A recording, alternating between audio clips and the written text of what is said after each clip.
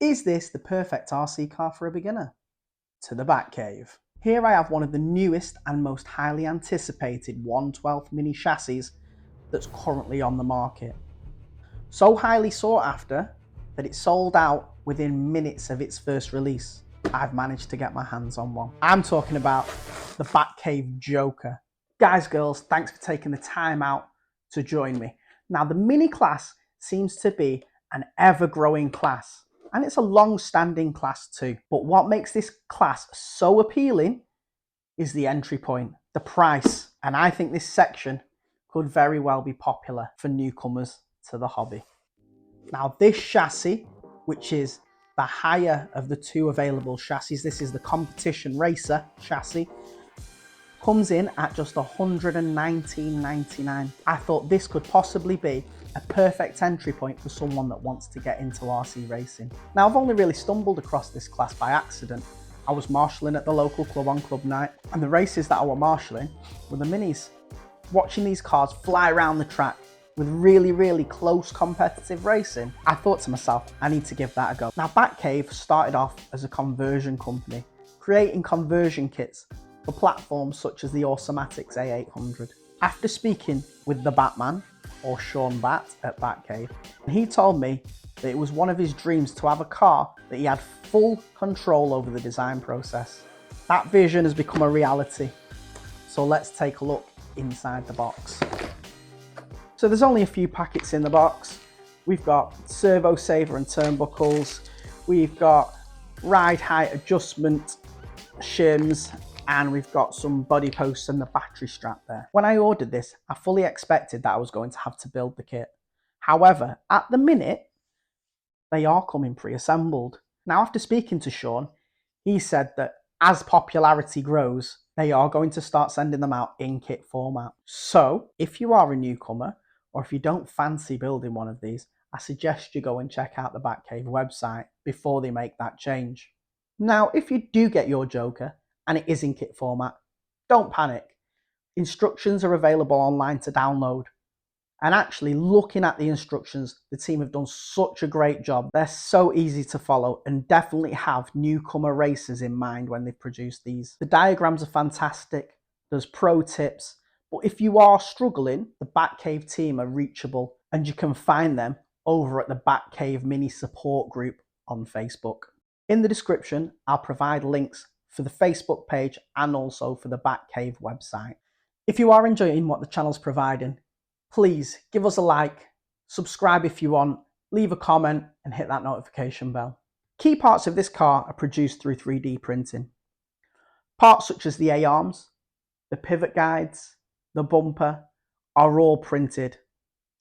Due to this, the Battcave team can produce parts quickly and without a lofty price tag, meaning that this section of racing stays cheap. A cool design feature of the rear pod is that it's adjustable. Shims are included so you can change the position of the rear axle. Now, on a new set of tyres, you want to run the axle in an up position. And as the tyres wear, we then flip it the other way around so the axle's in the lower position. Ideally, we want our car to be as flat as possible to run at its optimum levels. Other areas for adjustment include the A-arms, and these are available in different camber and caster combinations. We can search for the perfect setup by changing springs both in the front and the rear. We can also tune the side roll of the car by placing bands on these bobbins. In terms of additional parts, I opted for the Mad Mini bumper to hopefully minimise body tuck from front end impacts, and then I also got the rear diffuser, which gives a little added support to the horizontal body post, but mainly just because it looks amazing when paired with that Fat Body's mini shell. I think the main aim for this chassis is to be great value for what you get in what can be an expensive hobby, really. Also, I think it definitely has the newbies in mind, especially when it comes to the instructions. The guys at Battcave wanted to produce a chassis where you could throw your electrics in, put the car on the track and get round a track. The only thing that I'm going to have to do before I put this down on the track is set the ride height. Not only is it great in its ease of use, but actually it also allows drivers to tinker slightly with the car, and it gives them an introduction to that setting up process. Now obviously this is just the chassis, so you're going to need to purchase a few more things. I do advise that if they run this section at your club, that you check the rules out. Some clubs are allowing brushless motors, some are only allowing brush can motors. Some have got cost caps and some haven't.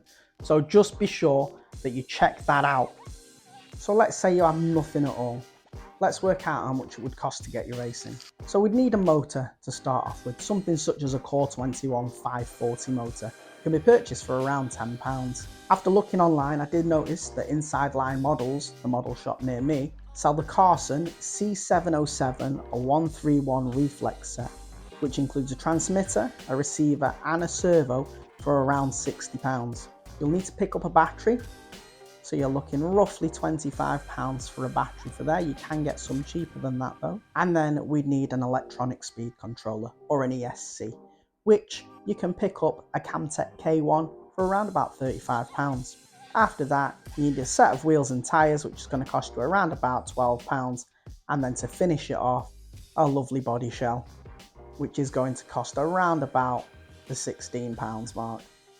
That means that you could be on track with a very, very competitive car with some very good equipment for a smidge over £275, which is probably going to be one of the cheapest entry points for the hobby. If you've got the bug and you've been bitten, there has been an announcement recently with the Mini Masters series. A number of clubs have already confirmed that they're going to be hosting an event in 2024, and so far we've got Eastbourne, Basildon, Hednesford, Crewe, and there is a special venue yet to be confirmed in Oxford that could make for a very, very special event.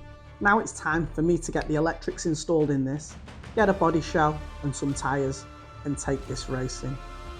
Guys, if you've enjoyed what you've seen, here's a few more videos and I'll see you over there in the next one.